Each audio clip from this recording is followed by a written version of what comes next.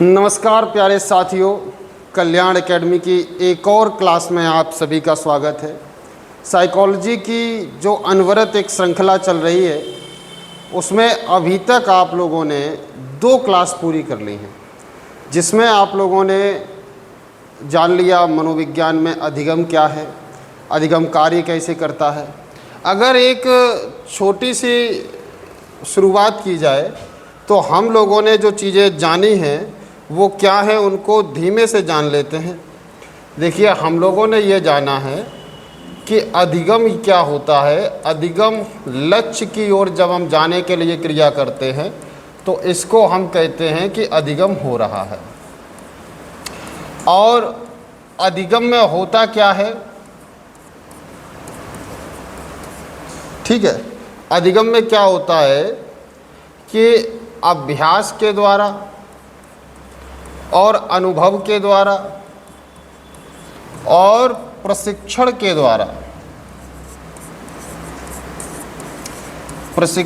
द्वारा व्यवहार में स्थायी परिवर्तन आता है ना। व्यवहार में स्थायी परिवर्तन आता है। बस यही जो परिवर्तन आने की क्रिया है इसी को क्या कहते हैं, अधिगम कहते हैं। तो बच्चा ये चीज़ आपको क्लियर हो चुकी है पिछली क्लासों में। आज हम जानने वाले हैं कि अधिगम की विशेषताएं क्या होती हैं, ठीक है। तो आज हम अधिगम की विशेषताओं पर बात करेंगे और देखेंगे कि इन चीज़ों का हमारी परीक्षा में क्या प्रयोग है। यहाँ से बच्चा एक चीज़ मान लीजिए कि निश्चित एक प्रश्न मिलता है, ठीक है। और ये प्रश्न बहुत से लोगों का गलत भी होता है, इसलिए आप बहुत ध्यान से समझिए। तो सबसे पहली बात देखिए, इसमें ये दी गई है कि अधिगम एक प्रक्रिया है। जाहिर बात है बच्चा कि अधिगम एक प्रक्रिया होती है। अधिगम कोई ऐसी चीज़ नहीं है कि रखी आपको उठा के दे दी गई। जैसे अधिगम आप किन चीज़ों के लिए करते हैं, फॉर एग्ज़ाम्पल लेते हैं, अगर आपको साइकिल चलाना सीखना है तो ये भी एक अधिगम है। अगर आपको मैथ पढ़ना है ये भी एक अधिगम है। आप कोई भी कार्य करते हैं तो वो कार्य करने की एक प्रक्रिया होती है, उसी से होता है। तो इस वजह से ये आपकी पहली विशेषता है कि अधिगम एक प्रक्रिया होती है। दूसरा देखिए, अधिगम व्यवहार में परिवर्तन की प्रक्रिया है। तो जाहिर बात है कि जब आप अधिगम करते हैं तो आपके व्यवहार में परिवर्तन आता है। और अधिगम तो है क्या, यही तो अधिगम है। अधिगम में क्या होता है, आपका जो व्यवहार है उसमें एक स्थायी परिवर्तन आता है ना। व्यवहार में स्थायी परिवर्तन आता है और यही परिवर्तन तो अधिगम कहलाता है ना। तो अधिगम क्या है, व्यवहार में परिवर्तन की प्रक्रिया है। जब आप लक्ष्य की प्राप्ति के लिए क्रिया, अनुक्रिया या प्रतिक्रिया, इंग्लिश में एक वर्ड होता है रिस्पॉन्स करते हैं, तब आपके व्यवहार में स्थायी परिवर्तन आना चालू होता है। और इस तरह से हम कह सकते हैं कि अधिगम व्यवहार में परिवर्तन की प्रक्रिया है। और अगली लाइन भी वही लिख गई है, अधिगम जीवन पर्यंत चलने वाली प्रक्रिया। देखिए, अधिगम कोई ऐसी चीज़ नहीं है जो एक बार में क्लियर हो जाए, है ना। ये चौथा नंबर है यहाँ पर, तो हम इसको यहाँ एक्सप्लेन आपके सामने कर देंगे कि अधिगम जीवन पर्यंत चलता है। कैसे चलता है आप अभी समझ जाएंगे कि अधिगम जीवन पर्यंत चलता है ना। अब देखना जरा कि आप जब से जीवन शुरू करते हैं और जब तक जीवन रहता है तब तक आपके जीवन में अधिगम चलता रहता है। जब बच्चा बहुत छोटा होता है तब वह अधिगम करता है। सबसे पहले वो छोटा आ बड़ा आ सीखना, यही तो उसका लक्ष्य है। ये क्या हो गया बच्चा, उसका लक्ष्य है। और इस लक्ष्य की प्राप्ति के लिए वो क्या करता है, सबसे पहले तो प्रशिक्षण लेता है। उसके जो टीचर हैं वो समझाते हैं कि बच्चा आ ऐसे बनता है ना। इसको आ पढ़ते हैं, ध्वनि के साथ उसका मेल कराता है। इसके बाद वो बच्चा क्या करता है, लगातार उसको लिखने का अभ्यास करता है। और इस अभ्यास से उसके अंदर क्या होता है, एक अनुभव होता है। और इस तरह से उसको छोटा आ बड़ा आ लिखना आ जाता है। तो ये पहले लक्ष्य की उसको प्राप्ति हो गई ना, तो इसलिए हम कहते हैं ये बचपन में चालू हुआ। फिर जब बड़ी होती हैं तो कई सारी उसके जीवन में बुक आती हैं, फिजिक्स है, केमिस्ट्री है, हिस्ट्री है, ज्योग्राफी है, इनके लिए भी वह क्या करता है, यही काम फिर करेगा। इससे उसके व्यवहार में एक स्थायी परिवर्तन आने लगता है। एक शिक्षित व्यक्ति और एक अशिक्षित व्यक्ति जिसके जीवन में अधिगम कम से कम है, न्यूनतम है, और जिस व्यक्ति के जीवन में अधिगम पर्याप्त मात्रा में है, इन दोनों में अंतर क्या है कि एक व्यक्ति को अपने जीवन में लक्ष्यों के प्रति कोई अभी प्रेरणा नहीं है, दूसरा व्यक्ति लगभग जो है अपने जीवन में हर चरण में कोई ना कोई लक्ष्य निर्धारित करता है। यानी कोई भी समय व्यक्ति के जीवन में ऐसा नहीं है जब वह किसी न किसी लक्ष्य की ओर नहीं जा रहा है ना। सभी लोग, हम और आप अभी देखिए क्या कर रहे हैं, टेट की परीक्षा की ओर जा रहे हैं ना, सभी अपना अपना अधिगम कर रहे हैं। आपका अधिगम क्या चल रहा है, अभी टेट की ओर जाना है। जब टेट में पास हो जाएंगे तो फिर जॉब की नियुक्ति ठीक तरीके से हो जाए, वहाँ जब आपकी नियुक्ति हो जाएगी तो अब बीएसए का खतरा है कि भाई ना आ जाए, बच्चों के साथ अच्छे से व्यवहार हो। उसके बाद शादी करनी है, या जिनकी शादी हो चुकी है उनको बच्चों के लिए लक्ष्य निर्धारित करना है, फिर बच्चों की पढ़ाई के लिए लक्ष्य निर्धारित करना। तो जीवन में बच्चा ऐसा कोई समय है ही नहीं, जीवन में ऐसा कोई समय नहीं है जब व्यक्ति लक्ष्य की ओर नहीं जा रहा है या उस व्यक्ति के जीवन में लक्ष्य नहीं है। जीवन में लक्ष्य की ओर न जा रहा हो, ऐसा कोई भी समय नहीं है जब व्यक्ति अपने किसी लक्ष्य की ओर न जा रहा हो। बोलो, बात समझ में आ गई ना। तो हम कह सकते हैं कि जो अधिगम है वह जीवन पर्यंत चलने वाली एक प्रक्रिया है, क्योंकि अधिगम होता है लक्ष्य की ओर जाना, और ऐसा तो कभी होता ही नहीं कि हम बिना लक्ष्य के जीवन जी रहे हैं।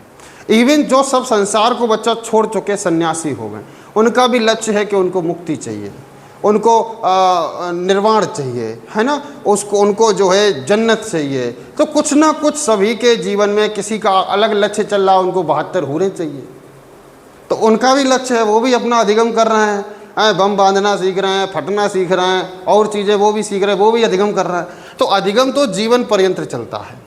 अधिगम एक क्रियात्मक प्रक्रिया है। अब देखिए, जितने भी काम आपने यहाँ पर देखे हैं, इनमें से क्या आप कोई एक काम भी ऐसा बता सकते हैं जिसमें आप क्रिया नहीं कर रहे?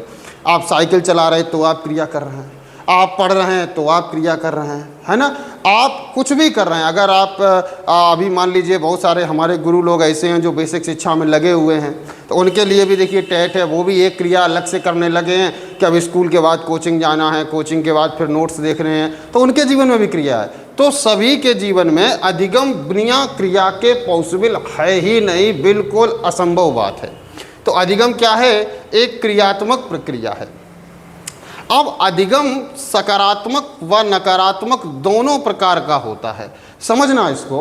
यहाँ पर अक्सर आपसे मिस्टेक हो जाती है जब परीक्षा में ये प्रश्न आता है कि निम्न में से बताइए, निम्नलिखित में से कौन सा तथ्य सही नहीं है, तो आप अक्सर इस पे चले जाते हैं कि अधिगम नकारात्मक कैसे हो सकता है, लक्ष्य की ओर जाना नकारात्मक थोड़ा ही हो सकता है। बच्चा, लक्ष्य तो नकारात्मक हो सकता है ना।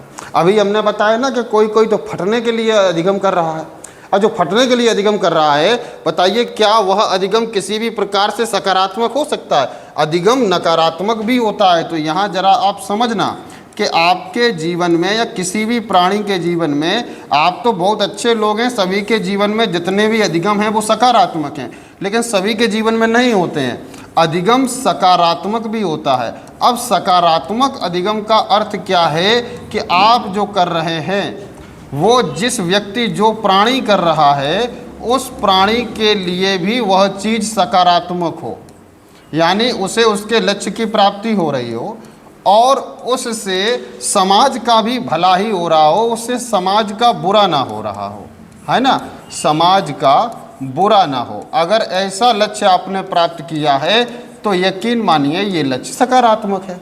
लेकिन कभी कभी लक्ष्य, अब इसके कई सारे आप एग्जाम्पल देख सकते हैं, जैसे जब शैशव अवस्था है ना, शैशव अवस्था में बच्चा जितने भी अधिगम करता है, अधिकांशतः अधिगम कैसे होते हैं? सकारात्मक होते हैं। वो उस समय उसके जीवन में कुछ ऐसा होता ही नहीं हम किसी का कुछ बिगाड़ दें। वो तो जब हम बड़े हो जाते हैं तब हमारी मति भ्रष्ट हो जाती है, तब कुछ लोग नकारात्मक अधिगम करने लगते हैं। ठीक है। इसके अलावा जैसे पढ़ना, सीखना, जॉब करना, और ये सभी अधिगम कैसे हैं? सकारात्मक। लेकिन आपको जानना क्या है कि अधिगम नकारात्मक कैसे हो सकता है। तो अधिगम बच्चा नकारात्मक भी हो सकता है। जैसे फॉर एग्जांपल आतंकवादी भी तो अधिगम कर रहे हैं, वो भी तो सीख रहे हैं कि कैसे फटा जाएगा, है ना। या आप देखिए अपने आसपास भी आप देख सकते हैं कि अगर कोई बाल्यावस्था का बच्चा है और इस अवस्था में क्या होता है, कई बार लोग उसे गलत प्रशिक्षण दे देते हैं। और अधिगम तो तीन ही चीज़ों से आएगा ना, कि प्रशिक्षण, अभ्यास और अनुभव। अब उसको बाल्यावस्था में ही उसका प्रशिक्षण गलत हो गया, पड़ोस के जो चाचा हैं उन्होंने उसको गाली देना सिखा दिया। इस गाली का उस बच्चे ने अभ्यास कर लिया। अभ्यास वो क्या करता है? अभ्यास करा दिया जाता है, इनसे कह दो, उनसे कह दो, ठीक है। अब उसका जो व्यक्तित्व है उसमें ये अनुभव के रूप में आ गया गाली देना। उसे लग ही नहीं रहा गाली देना गलत बात है, लेकिन अधिगम कैसा हो गया? बच्चा नकारात्मक हो गया। अधिगम नकारात्मक हो जाता है। इस वजह से आपको ये समझना है कि अधिगम सकारात्मक भी है और अधिगम नकारात्मक भी है। अब यहाँ से देखिए अगला फैक्ट है कि अधिगम एक स्वाभाविक प्रक्रिया नहीं है। ये भी एक बड़ी इम्पोर्टेंट विशेषता है और यहाँ पर भी आपसे गलतियाँ हो सकती हैं। अधिगम एक स्वाभाविक प्रक्रिया नहीं है। बच्चा, अगर अधिगम एक स्वाभाविक प्रक्रिया होती तो कुत्ते, बिल्ली, गाय, भैंस, बकरी सारे ही अधिगम कर जाते, है ना। वो भी जहाँ आप ऑफिस में जा रहे हैं, क्लास में बैठ के पढ़ रहे हैं, वहीं आपके जो पड़ोसी हैं वो भी वहाँ बगल में एक गाय बैठ के पढ़ रही होती, अगर अधिगम स्वाभाविक होता। अधिगम के लिए प्रशिक्षण लेना पड़ता है, उस प्रशिक्षण के बाद उसका अभ्यास करना पड़ता है, तब जो है अनुभव में चीज़ें आती हैं और फिर व्यवहार में स्थायी परिवर्तन आता है, तब जाकर के अधिगम होता है। तो अधिगम एक स्वाभाविक प्रक्रिया तो बिल्कुल भी नहीं है। अधिगम करने के लिए आपको स्वाभाविक जो नॉर्मल रास्ता है उससे थोड़ा सा हटना पड़ता है। अब इसको हम आप चाहें तो एक एग्जाम्पल के जरिए बता देते हैं कि अधिगम स्वाभाविक नहीं है कैसे। देखना, अधिगम स्वाभाविक नहीं है।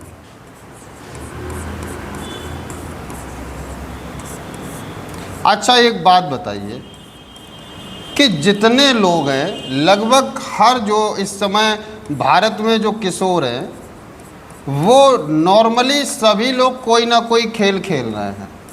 क्या वो सभी के सभी एक अच्छे अंतर्राष्ट्रीय खिलाड़ी बन गए? अगर ये स्वाभाविक प्रक्रिया होती तो ये सभी अंतर्राष्ट्रीय खिलाड़ी बन गए होते। आराम से 8 बजे सो के जागते, कोई एक्सरसाइज नहीं करते, कोई रनिंग नहीं करते, ऐसा कुछ नहीं करते, फिर भी बन जाते, स्वाभाविक प्रक्रिया होती तो। लेकिन ऐसा नहीं है। इनको क्या करना पड़ता है? पहले एक कोच रखना पड़ता है, प्रशिक्षण लेना पड़ता है ना। फिर लगातार एक कोच की निगरानी में अभ्यास करना पड़ता है और उस अभ्यास के बाद चीज़ें उनके अनुभव में आ जाती हैं, तब जाकर के उनके व्यवहार में स्थायी परिवर्तन होता है। तो अधिगम किसी भी प्रकार से स्वाभाविक प्रक्रिया नहीं हो सकती। अधिगम करने के लिए लीक से हटना पड़ता है, ठीक है, अपनी चीज़ों को बदलना पड़ता है। अगर आप आराम से सो के उठते रहेंगे, दबा के खाते रहेंगे, फिर सोते रहेंगे, बताओ टेट पास हो जाएगा क्या? असंभव। इसके लिए आपको समय से जागना, अध्ययन करना, उसका अभ्यास करना, ये सब करना पड़ेगा, तभी आपके शरीर में, आपके जीवन में अधिगम पॉसिबल है। अधिगम में कई प्रकार की विधियां सम्मिलित हो सकती हैं, बिल्कुल सही बात है। आप अपना ही एग्जाम्पल लीजिए। क्या परीक्षा पास करने के लिए सिर्फ बुक पर्याप्त है? क्या सिर्फ क्लास पर्याप्त है या सिर्फ मॉक टेस्ट पर्याप्त है? नहीं, कई विधियां हो सकती हैं। और ये तो एक अधिगम हुआ, ऐसे आपके जीवन में कई अधिगम और चल रहे होंगे। क्या वो सभी अधिगम भी, है ना, एक व्यक्ति के जीवन में कई अधिगम चलते हैं। अब हम ज़्यादातर एग्जाम्पल उन शिक्षकों के लेंगे जो पहले से जॉब में हैं, क्योंकि अगर हम ऐसा नहीं करेंगे तो आपके उदाहरण तो काफ़ी हटके हो जाते हैं। अब देखिए, एक तरफ टेट का पेपर है, इसके लिए अधिगम चल रहा है, इसके लिए कई विधियां चल रही हैं। इसके लिए बुक वाला अधिगम भी चल रहा है, इसके लिए क्लास वाला अधिगम भी चल रहा है, इसके लिए मॉक टेस्ट भी चल रहे हैं, ठीक है ना। इसी टाइम पे देखिए किसी किसी का घर भी बन रहा है, वो भी एक अधिगम चल रहा है। इसके अलावा कोई कोई क्या है, अपनी बच्ची के लिए घर भी ढूंढ रहा है, वो भी एक अलग अधिगम चल रहा है।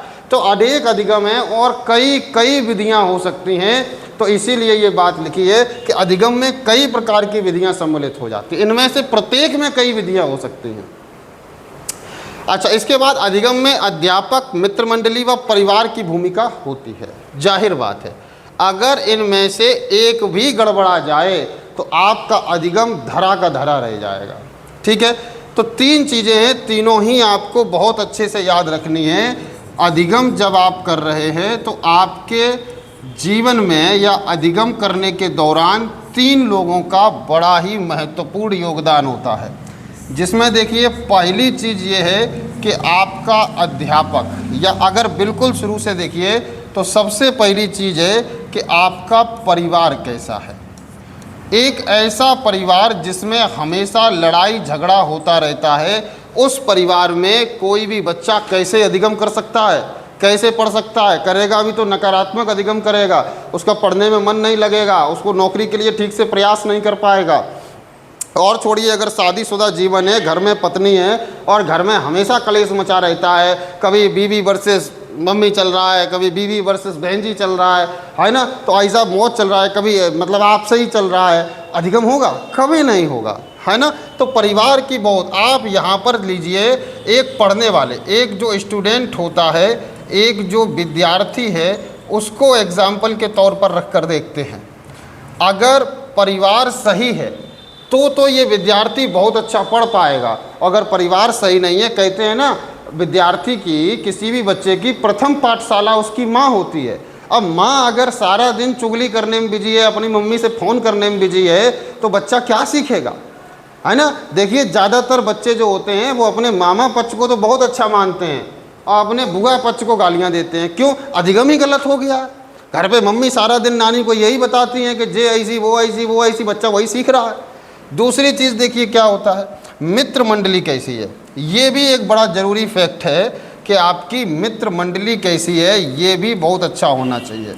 परिवार बहुत अच्छा है लेकिन मित्र मंडली गलत है। जिस समय में आपको चीज़ें संभालनी चाहिए थी, उस समय में अगर मित्र मंडली ऐसी है जो कि अधिगम में सहायक है, मतलब सारे बच्चे अगर ऐसे हैं जो पढ़ने वाले हैं, तब तो आपका बच्चा बहुत अच्छा पढ़ जाएगा, वहाँ उसका कंपटीशन रहेगा, ये बहुत अच्छी बात है।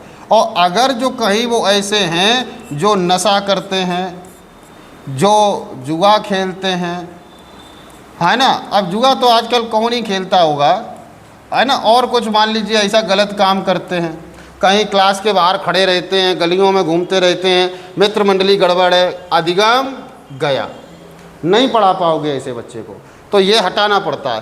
फिर देखिए तीसरी चीज़ उसके जीवन में आती है कि उसका अध्यापक कैसा है, वो जिस अध्यापक से पढ़ने जा रहा है वो अध्यापक कैसा है, ये भी एक बहुत ज़रूरी बात है समझना।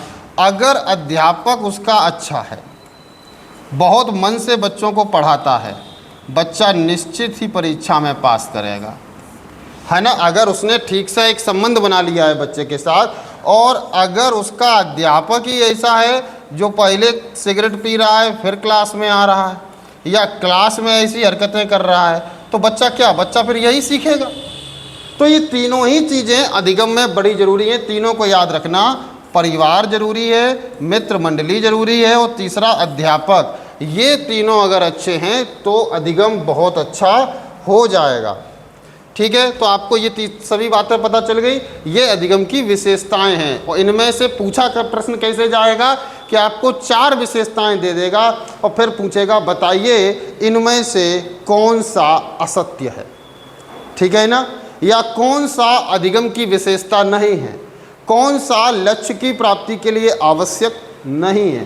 तो ऐसे करके ये सभी चीज़ें आपको क्लियर कट पता होनी चाहिए। और अगर आप ये याद रखेंगे कि अधिगम में हमें लक्ष्य की ओर जाना है ना, तो आप अपने आप विशेषता पहचान जाएंगे कि कौन लक्ष्य की ओर ले जा रहा है, कौन लक्ष्य से भटका रहा है। बस आप फिर इसे याद रखना कि लक्ष्य नकारात्मक भी हो सकता है। अब देखिए हम लोग आगे चलते हैं। यहाँ आता है अधिगम के वक्र। अधिगम का वक्र क्या है। पहले तो आपको ये समझना होगा कि वक्र क्या होता है। अगर आप ये वक्र की बात समझ गए तो आपको अधिगम के वक्र भी समझने में ज़्यादा समय नहीं लगेगा। देखिए, बचपन में आप सभी ने या बड़े होकर के रेखा गणित पढ़ा होगा, वहाँ पर ये चीज़ें आती थीं। अब एक तरफ देखिए हम काम लिख रहे हैं, यहाँ पर ये चीज़ें क्या हैं, यहाँ पहले समय लिखते हैं, ये है समय, ठीक है, समय यहाँ लिख देते हैं, ये 1 वर्ष है, यहाँ पर ये दूसरा वर्ष है, और यहाँ पर ये तीसरा वर्ष है, और यहाँ पर ये चौथा वर्ष है, ठीक है। अब ये 4 साल हो गए। आप पहले क्या समझ रहे हैं कि वक्र क्या होता है। अब मान लीजिए कोई अलग चीज़ एक और ले लेते हैं कि वो काम कैसा हो रहा है। तो यहाँ पर मान लीजिए कोई भी एक काम है, साड़ी बेचने का काम मान लीजिए, तो यहाँ पर उसने 100 साड़ियाँ बेची हैं, फिर ये 200 हैं, फिर ये 300 हैं, है ना। मतलब 100 का मतलब ये 200 कैसा है, 100 + 100 ऐसा, ये ऐसे, ये ऐसे, ये। अब आप कैसे देखेंगे कि यहाँ देखा जाता है कि पहले साल में उस व्यक्ति ने कितनी साड़ियाँ बेची हैं, ठीक है। अगर उसने 100 साड़ियाँ बेची हैं तो इनको मिला देंगे 100 साड़ियाँ 1 वर्ष, ये दोनों लाइनें यहाँ काटेंगी। अब इसको अगर पूरा ऊपर तक लेके जाओ, यहाँ लेके जाइए, तो ये 100 लाड़ियों को अगर हम आगे तक ऐसे बढ़ा दें और वर्ष को भी आगे बढ़ा दें, तो जहाँ पर ये काट रहे हैं यही पॉइंट अपने काम का होता है। बोलो, वक्र समझ में आ गया कैसे बनता है। अब दूसरे साल में अगर इस व्यक्ति ने दूसरे साल में भी 100 साड़ियाँ बेची, तो अब तक उसने कितनी साड़ियाँ बेचती, 200 साड़ियाँ बेचती। यानी वो समान समय में समान कार्य कर रहा है। तो ऐसे करके इन लाइनों को हम मिलाते जाते हैं। अब मान लीजिए तीसरे साल में उसने 300 साड़ियाँ बेची, ठीक है। 300 मतलब 100 और बेची, ऐसा नहीं कि 300 बेच दी, 100 और बेच दी। यहाँ से यहाँ तक 100, फिर यहाँ से यहाँ तक 100, फिर यहाँ से यहाँ तक 100, यहाँ तक वो 300 साड़ियाँ बेच चुका है। मतलब वो हर साल कितनी साड़ियाँ बेच रहा है, 100 साड़ियाँ बेच रहा है। इसका मतलब कि उसका जो कार्य है वो कार्य बराबर चल रहा है किसके, समय के। अब अगर आप देखिए पहले साल में वो 100 बेचे, दूसरे साल में वो 50 बेचे, तो कहानी कहाँ पहुँचेगी, ऐसी बन जाएगी 150 वाली। तो अभी देखिए जब समान कार्य समान चीज़ों के लिए है तो लाइन सीधी मिलेगी। अगर इन पॉइंट्स को मिलाएं तो लाइन कैसी होगी, सीधी होगी। अगर कम होता जाएगा तो लाइन ऐसी चली जाएगी। यानी समय तो बढ़ेगा लेकिन बिक्री नहीं बढ़ेगी। तो लाइन बच्चा किस तरफ जाएगी, समय की तरफ जाएगी और बिक्री की तरफ नहीं जाएगी।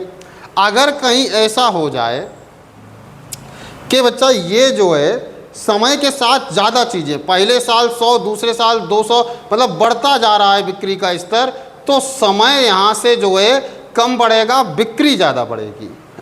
तो लाइन जिस भी तरफ जाए उसी से हम अंदाज़ा लगा लेते हैं कि समय के साथ काम किस तरीके से मैनेज हुआ है। अब यही हमको किस में देखना है, अधिगम में देखना है। समझना, ये क्या कह रहे हैं कि अधिगम की मात्रा, ठीक है। यहाँ पर 2 चीज़ें महत्वपूर्ण क्या हैं। पहली चीज़ इम्पोर्टेंट है अधिगम की मात्रा। अधिगम की मात्रा और अधिगम में लगने वाला समय के मध्य जो परस्पर बंधन होता है, यानी जो समय के साथ काम होता है, जो समय और काम में एक बॉन्ड होता है, एक बंधन होता है, इन्हें रेखांकित करने पर जो वक्र प्राप्त होता है, एक रेखा प्राप्त होती है, उसे ही हम क्या कहते हैं, अधिगम वक्र कहते हैं। अब अधिगम वक्र 4 प्रकार का होता है। पहला है सरल रेखीय निष्पादन, सरल रेखीय अधिगम या निष्पादन वक्र या समान उपलब्धि वक्र। अब देखिए आप अगर वक्र को ठीक से समझे हैं तो इसे तो समझ गए होंगे। सरल रेखीय मतलब लाइन बच्चा कैसी मिल रही है, एकदम लाइन मिलेगी कैसी, सीधी ऐसी, सभी पॉइंट्स को मिलाती हुई। जैसे जैसे समय बढ़ेगा वैसे वैसे काम बढ़ेगा। सरल रेखीय अधिगम। निष्पादन यानी बराबर रिजल्ट आ रहा है, या समान उपलब्धि, समान समय में समान उपलब्धि मिल रही है, तो इसको हम क्या कहेंगे, सरल रेखीय। फिर है दूसरा उन्नतोत्तर वक्र, यानी समय कम लगेगा काम ज़्यादा होगा। बढ़ता हुआ वक्र। देखो नाम में क्लियर हो रहा है, क्या लिखा है, बढ़ता हुआ वक्र। ऐसा वक्र जाएगा, समय की तरफ कम बढ़ेगा, काम की तरफ जाएगा। और धनात्मक वक्र, अब इनको हम बनाना चालू करते हैं तो आपको समझ में आ जाएगा। पहला वक्र देखिए कैसा है, सरल रेखीय। अब यहाँ जरा आप दिमाग देना कि सरल रेखीय वक्र कैसा होगा। यहाँ पर एक बच्चे की कहानी लेकर चल रहे हैं और ये बच्चा पढ़ने में ठीक बच्चा है। इसका वक्र कैसा रहेगा वो हम देखेंगे और आपको कहानी समझ में आ जाएगी। सबसे पहले देखेंगे बच्चा के नीचे समय कैसे चल रहा है। ये देखिए पहला दिन है, ये दूसरा दिन है, ये तीसरा दिन है और इसके बाद देखिए हम 4 दिन लेकर चल रहे हैं और ये कौन सा है बच्चा, चौथा दिन है। तो 4 दिन की कहानी है इसकी, या 4 महीने की मान सकते हैं, 4 सप्ताह, यूनिट 1 रहेगा, ठीक है ना। इसके बाद देखिए दूसरी तरफ क्या है, ये पहला चैप्टर है, एक चैप्टर है, ये दूसरा चैप्टर है, ये तीसरा चैप्टर है और ऊपर क्या होगा, चौथा चैप्टर। तो ये सरल रेखा में क्या वक्र बनेगा कि वो बच्चा एक चैप्टर को एक दिन में पूरा करेगा, वो बच्चा दूसरे चैप्टर को दूसरे दिन में पूरा करेगा, तीसरे चैप्टर को तीसरे दिन में पूरा करेगा और ऊपर अगर कहीं चौथा चैप्टर हम लिख दें तो चौथे को चौथे दिन में पूरा करेगा। तो इनकी जो लाइन बनेगी सबको मिलाने वाली, वो एक रेखा मिलेगी। यानी ये बच्चा क्या कर रहा है, समान उपलब्धि ले रहा है समान समय में, तो इसका वक्र कैसा हो गया, सरल रेखीय हो गया। दूसरा देखिए उन्नतोत्तर वक्र, ये एक ज़्यादा ही कुछ मेधावी बच्चा है। ये जो दूसरा बच्चा है ये इसका कैसा है, बढ़ता हुआ, या इसको कहते हैं धनात्मक वक्र। अब जरा समझना आप लोग कि धनात्मक वक्र कैसे काम करेगा। धनात्मक वक्र को भी यहाँ बना लेते हैं, इसमें भी चीज़ें बिल्कुल सेम टू सेम वही रखेंगे, ठीक है ना। यहाँ देखिए पहला दिन, ये दूसरा दिन या दूसरा सप्ताह मान लीजिए, तीसरा सप्ताह और ये चौथा सप्ताह। इसके बाद क्या होगा कि दूसरी तरफ हम लेंगे चैप्टर, एक चैप्टर, दूसरा चैप्टर, तीसरा चैप्टर और यहाँ पर होगा चौथा चैप्टर। अब ये बच्चा कैसे काम कर रहा है जरा देखना कि इसने पहले एक दिन में आधा चैप्टर पढ़ा, ठीक है, लेकिन इसने दूसरे दिन में क्या किया कि 1.5 चैप्टर पढ़ लिया, आधा ये ऊपर वाला ये। तीसरे दिन में तो बच्चा ये चौथे चैप्टर तक पहुंच गया। यानी ध्यान से समझो तो ये क्या कर रहा है कि जैसे जैसे इसका दिन बढ़ रहे हैं ये काम की रफ्तार बढ़ा दे रहा है। पहले आधा चैप्टर, फिर 1.5, फिर 2, यानी ये समय के साथ प्रोग्रेस कर रहा है, ये काम की दर को बढ़ाते जा रहा है। तो अब इसकी जो लाइन आपको मिलेगी वो आपको बिल्कुल ऐसी मिलेगी ऊपर की तरफ उठती हुई, यानी ये लाइन समय की तरफ कम जाएगी। जैसे इसकी समान कार्य समान समय में जा रहा तो सीधी लाइन है, इसकी लाइन कैसे जाएगी, ऊपर की तरफ, काम ज़्यादा हो रहा है। बोलो बात समझ में आ गई। तो ये बच्चा कैसा है, ये एक मेधावी बालक है ना, ये कैसा है, एक मेधावी बालक है। अब आप देखिए एक होते हैं नालायक, उनको पढ़ना नहीं। अब नालायक तो नहीं कोई होता है, लेकिन है क्या कि उसका जो लक्ष्य है, उसका जो टैलेंट है, उसकी जो क्षमताएं हैं, उसको अध्यापक ठीक से पहचान नहीं पाया है। उसकी जिन क्षेत्रों में रुचि है वहाँ ना कार्य करा के वो दूसरा कार्य उससे करा रहा है। अब बच्चा पढ़ना चाहता है हिस्ट्री, पॉलिटी, ज्योग्राफी, टीचर उसको कह रहा ना तुमको गणित, फिजिक्स और जो है केमिस्ट्री पढ़ना पड़ेगा।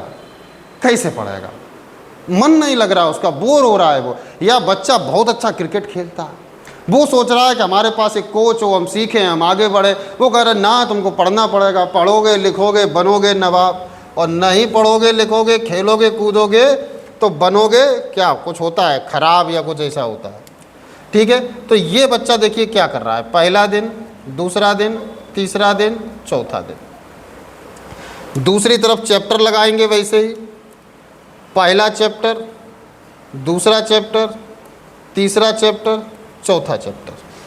अब इसने क्या किया, इसका वक्र देखना कि पहले दिन इसने 1.5 चैप्टर कंप्लीट किया, लेकिन जब दूसरा दिन आया तो ये जो है आधा चैप्टर कर पाया, उसके आगे ये और कम कर पाया, उसके आगे ये और कम कर पाया। यानी पहले दिन में खूब किया, दूसरे दिन में 1 किया, फिर आधा, फिर उससे भी कम। अब देखो तो इसकी लाइन कैसी बनेगी, जैसे जैसे समय बढ़ रहा है काम की दर कम होती जा रही है, तो लाइन किस तरफ जाएगी, काम की तरफ। तो समय की तरफ तो लाइन बढ़ेगी, लेकिन काम की तरफ बहुत मिनिमम बढ़ेगी। तो ऐसे बच्चे कह सकते हैं कि इस बच्चे के साथ अहित हो रहा है, इस बच्चे का जहाँ टैलेंट है वहाँ इससे काम नहीं कराया जा रहा है, इसको लक्ष्य की प्राप्ति नहीं होगी, हो भी गई तो स्थायी नहीं होगी। ठीक है ना। हाँ, वही बात आती है ना जो रेंचो बोलता फरहान से, नहीं सॉरी फरहान बोलता अपने पिताजी से कि अगर मैं इंजीनियर बन भी गया तो बहुत गंदा इंजीनियर बनूंगा, मतलब या तो बनूंगा ही नहीं, बन गया तो बहुत बुरा बनूंगा, क्योंकि मेरी वो जो इंटेंशन है, मेरी जो आंतरिक क्षमताएं हैं वो इंजीनियरिंग की तरफ नहीं है, वो फोटोग्राफी की तरफ है ना। अब देखो रेंचो की कहानी कैसी है कि उसका अधिगम एकदम लाइन पे चल रहा है, जो उसकी क्षमताएं हैं, जो उसकी इच्छाएं हैं वही वो कर रहा है। देख रहे हैं ना, खेलता भी है, कूदता भी है, मौज मस्ती भी कर रहा है, फिर भी हमेशा टॉप पे आ रहा है, क्योंकि उसका टैलेंट सही जगह यूज हो रहा है, सही रास्ते पर है वो। ठीक है। अब देखिए, एक होता है सर्पिलाकार वक्र। सर्पिलाकार का मतलब क्या है, कभी काम की तरफ, कभी समय की तरफ, कभी काम की तरफ, कभी समय की तरफ। इसको जरा देख लीजिए कैसा बनेगा। ये वक्र कुछ ऐसा बनेगा आपके सामने कि ये समय है 1 2 3 4, और दूसरी तरफ चैप्टर है पहला, दूसरा, तीसरा, चौथा। ये ब्लू कलर थोड़ा कम दिखता है। अब देखिए यहाँ पर स्थिति क्या बनेगी कि पहले दिन तो पिताजी थे घर पे, तो 1 चैप्टर हो गया।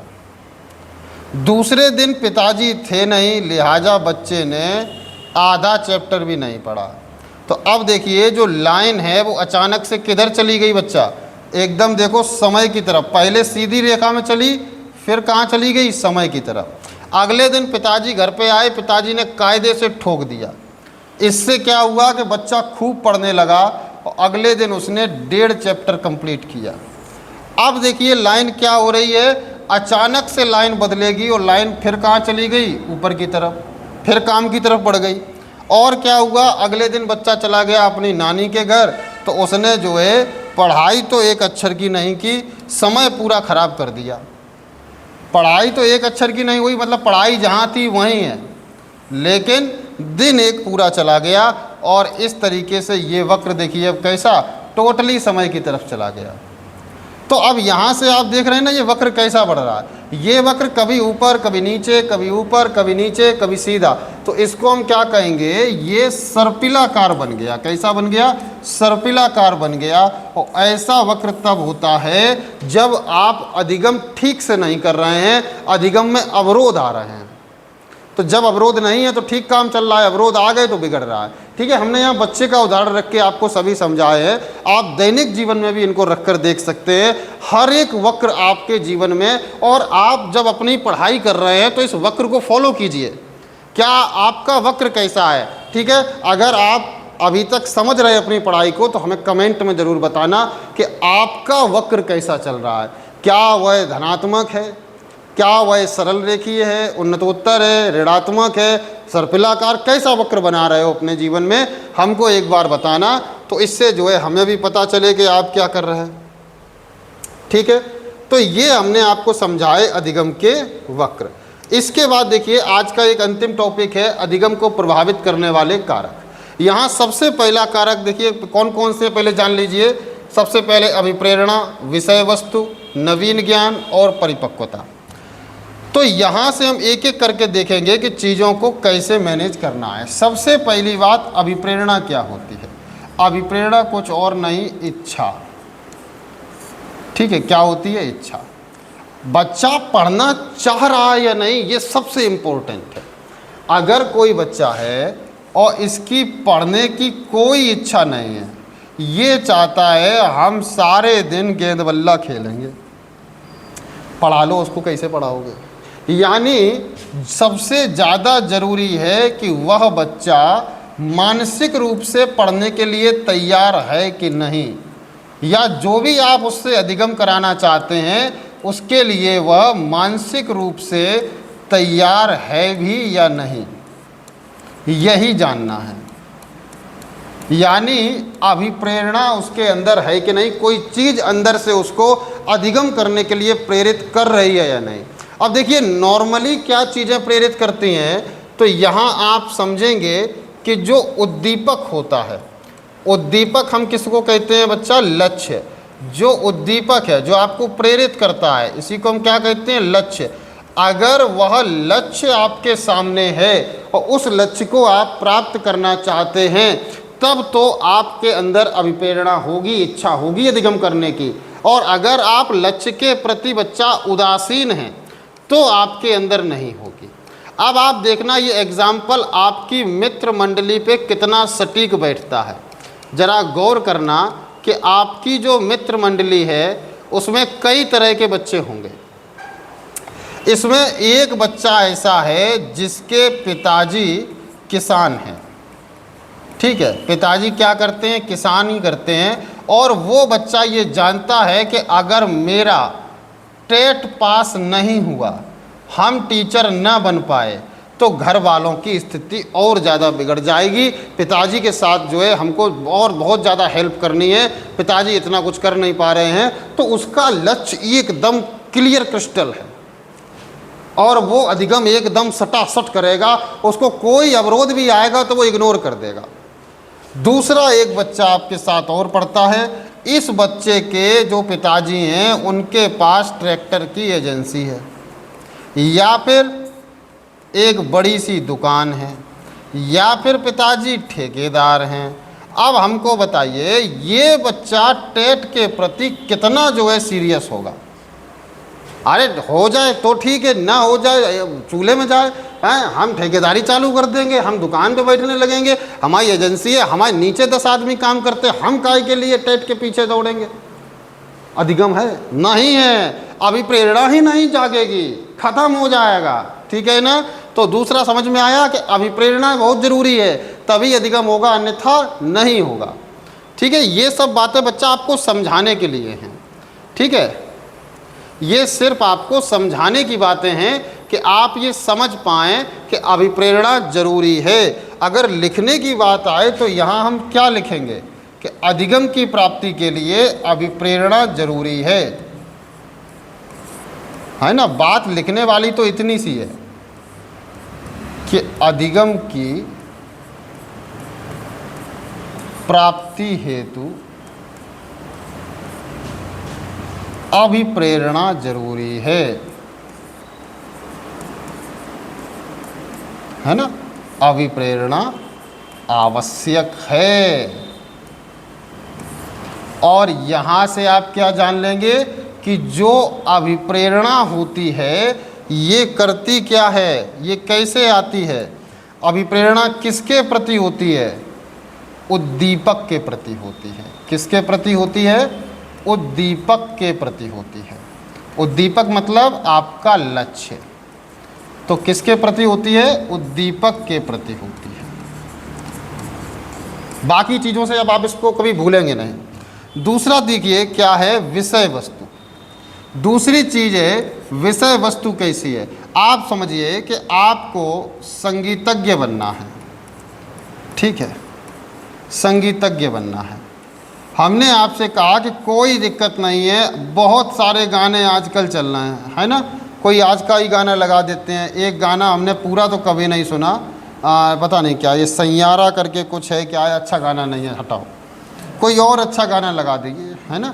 कोई भी ऐसा अच्छा गाना, जैसे हमने उससे कहा कि तुम बढ़िया राधा नाम का गाना गाओ, अब मान लो वो गा लेगा पहले दिन में, ऐसा करेगा कि अच्छे अच्छे जो नाम सुनने बैठे होंगे वो उनका भी चित्त हिल जाएगा, वो भी कहेंगे ये कैसा गा रहा है। तो ये सही प्रोसेस नहीं है कि आपने उसको डायरेक्ट कह दिया, है ना। एक और लेते हैं, ये गायक हुआ, संगीतज्ञ जैसे तबला वादक है कोई, है ना, हम तबला वादक बनेंगे। हमने उसको तबला दे दिया और एक बार बता दिया कि बजाते कैसे हैं, एक बार बता दिया। अब बताओ बच्चा क्या वो बजा लेगा? नहीं बजाएगा, क्योंकि आपने सारा कुछ उसको एक ही बार में दे दिया। तो क्या सही प्रोसेस है? सबसे पहले आप उसको क्या करो, सुर का ज्ञान दो, लय का ज्ञान दो, छंद का ज्ञान दो, है ना, कहाँ पर रुकना है, कहाँ पर तेज होना है, ये सब चीज़ें करो। फिर इससे क्या होगा, वो फिर आप जो है एक एक करके जब इन चीज़ों को बढ़ाएंगे तो एक एक करके बच्चा सीखता जाएगा। ऐसे ही आप देखिए, आपकी जो बुक है, अगर उसमें डायरेक्ट ही जब बच्चा LKG में आया है और हम उससे कह दें कि लो बच्चा तुम ये पढ़ो, ये बहुत काम, बर्नौली की प्रमेय पढ़ लो, तुम्हारा पूरा काम हो जाएगा। पढ़ ली उसने, बस हो गया काम? नहीं होगी। क्या विषय वस्तु होनी चाहिए, क्रमिक विकास होना चाहिए। पहले आ लिखना सिखाओ, फिर बड़ा आ लिखना सिखाओ, फिर एक एक मात्रा लिखना सिखाओ, है, पहले उसको कल, मल, टल, चल ऐसे शब्द सीखेगा, फिर एक अक्षर वाली मात्रा सीखेगा, आज, काज, है ना, लाज, ऐसे फिर एक एक मात्रा बढ़ा के।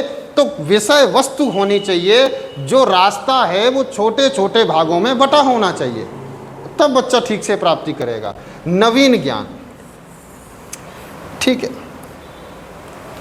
तो यहाँ पर हम इसको भी अगर एक लाइन में लिखें तो क्या लिख सकते हैं कि विषय वस्तु अधिगम की प्राप्ति में सहायक है, ठीक है। यहाँ पर एक बात क्या लिखेंगे कि विषय वस्तु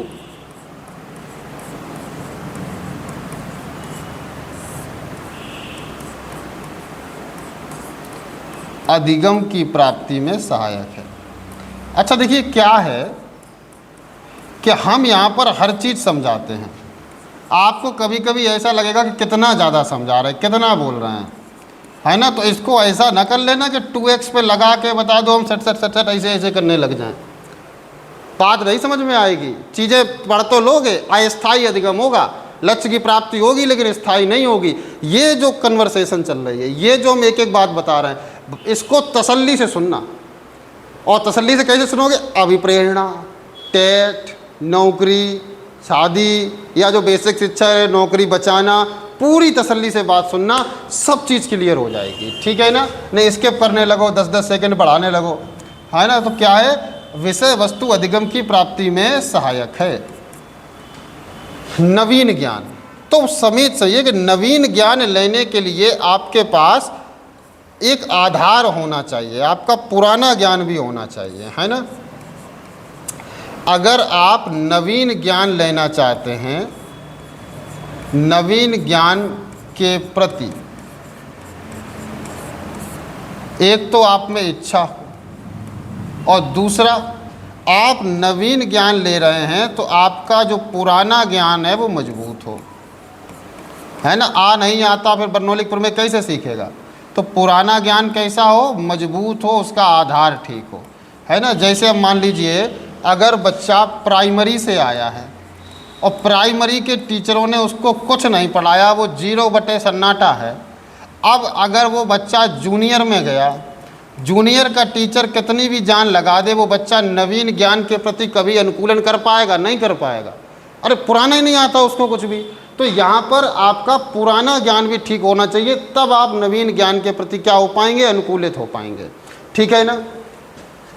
अब देखिए, अब जैसे ये इन चीज़ों के प्रति आप बड़े आराम से अनुकूलित हो जाते हैं। रीज़न पता क्या है कि ये सभी चीज़ें आपके जीवन में हैं। जब हम यहाँ पढ़ा रहे हैं तो हम कोई एग्जाम्पल बता रहे होते हैं, आपके दिमाग में कोई और आ जाता है कि हाँ ऐसा हो रहा है, ऐसा हो रहा है। क्योंकि मनोविज्ञान आप जानते हैं, हम कितने बार ये बता चुके, आप सब जानते हैं, बस आपको पता नहीं है कि आप जानते हैं। हमें बस सिस्टमेटिक यहाँ बता देना है कि ऐसे ऐसे है, इनको कहते ये है, बाकी आप सब जानते हैं। परिपक्वता होनी चाहिए। तो ये परिपक्वता यानी आप मैच्योर्ड होने चाहिए, है ना। अब आप समझिए, आप साइकोलॉजी पढ़ रहे हैं, क्या हम कक्षा 5 के बच्चे को साइकोलॉजी पढ़ा सकते हैं? नहीं पढ़ा सकते। या हमारे घर पे एक 2 साल की बिटिया है, हम उसको साइकोलॉजी बैठा के पढ़ाने लगे कि देखो बच्चा, हम तुमको बताते हैं अधिगम कैसे होता है ना। तो वो क्या करेगी, जो हाथ में लिए होगी वही हमारे मुंह पे मारेगी, अलग खेलने चली जाएगी, और वो नहीं पढ़ेगी, क्योंकि वो परिपक्व नहीं है, मैच्योर्ड नहीं है ना। तो उसे अपने लक्ष्य का कोई भान नहीं है। तो इसलिए आप अधिगम की अगर प्राप्ति करना चाहते हैं तो परिपक्वता जरूरी है। बोलो, बात क्लियर हो गई। ये है अधिगम को प्रभावित करने वाले कारक, अभिप्रेरणा, विषय वस्तु, नवीन ज्ञान और परिपक्वता। उम्मीद है समझ में आ गए होंगे। अब हम अधिगम के सिद्धांत आगे पढ़ेंगे, अगली क्लास में मिलेंगे। हाँ, अगर आप में से, वैसे तो सभी चीज़ें लगभग देख रहे हैं ना आप, इस तरीके से लिखी होती हैं कि आप एक स्क्रीनशॉट में अपना पूरा काम बना लें, लेकिन फिर भी अगर आपको ऐसा लगता है कि आपको सॉफ्ट कॉपी में या हार्ड कॉपी में नोट्स की आवश्यकता है, तो आप ज़्यादा कुछ नहीं, बस जो है एक नंबर पर मैसेज करिए और आपका काम हो जाएगा। 7017569813, है ना, ये नंबर है। और इस पर आप व्हाट्सएप करिए, ठीक है। और इससे क्या होगा, इसमें आपको बताना क्या है, एक तो आपको ये बताना है कि आपका नाम क्या है, और दूसरा आपको ये बताना है कि आप प्राइमरी के हैं या जूनियर के हैं, है ना, क्योंकि बाकी नोट्स उसी हिसाब से होते हैं। और अगर आप जूनियर के हैं तो आप कला वर्ग से हैं या आप विज्ञान वर्ग से हैं, बस इतना आप हमें बता दीजिए, ठीक है। और अगर आपको ठीक लगे तो आप ये बता दीजिए कि आपका स्थान क्या है, तो हमें भी ये तसल्ली मिलती रहती है कि कहाँ कहाँ से लोग पढ़ रहे हैं। तो यहाँ से क्या होगा कि हम आपको नोट्स पहुँचा देंगे, ठीक है ना। इसका कोई चार्ज नहीं है, हम आपको PDF फॉर्म में दे देंगे, आप वहाँ पर जा कर के अपना निकलवा लीजिए और पढ़िए, है ना। तो ये आप कर सकते हैं। हम लोग मिलते हैं अगली क्लास में, तब तक के लिए नमस्कार।